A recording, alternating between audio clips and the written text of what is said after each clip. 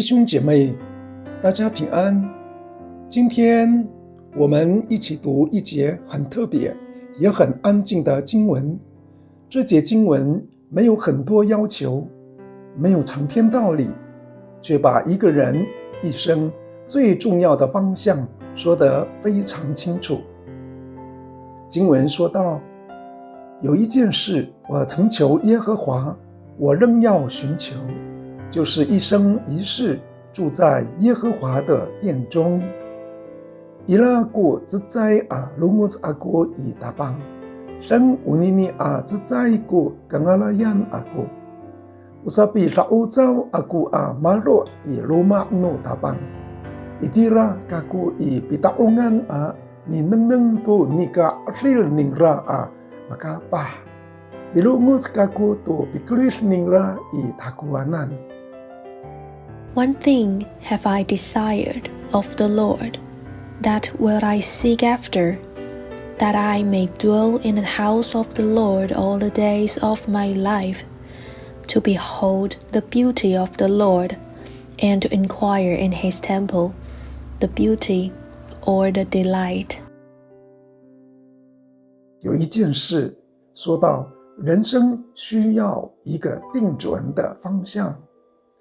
这节经文一开始就说有一件事，不是很多事，不是什么都要顾到，而是在众多责任、压力与角色之中，心里定准一个最重要的方向。人生若没有这个方向，走久了会累，但若知道自己往哪里走，心就会安稳。我曾求，我仍要寻求，这是信仰，是走一条一生的路。这节经文很诚实地说，信仰不是一次的感动，而是一生持续的寻求。人生不同阶段，寻求的内容不同，但方向一致，心一直朝向神。一生一世是把眼光从今年拉到整个人生。这节经文没有说一年，而是说一生一世。信仰不是只为眼前，而是为了让人生走得久，走得稳。当眼光被拉长，心里就不容易被眼前的事压垮。住在耶和华的殿中，不是地方，是关系。住在神的殿中，不是每天待在某个地方，而是活在神的同在里。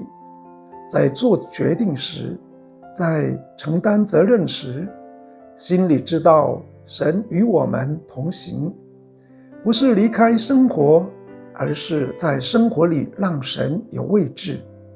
每个家已经很相亲相爱，这是非常难得的根基。神不是否定这份爱，而是邀请往更深的地方走，让相亲相爱的家也成为心里有方向、有属灵重心的家。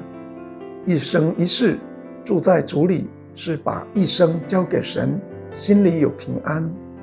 对父母而言，是在扛责任时不再只是自己撑；对年轻一代而言，是在选择人生道路时就知道方向在哪里。我们不是要成为很宗教的家庭，而是立志让这个家一生一世都走在神的同在里。请我们一起祷告。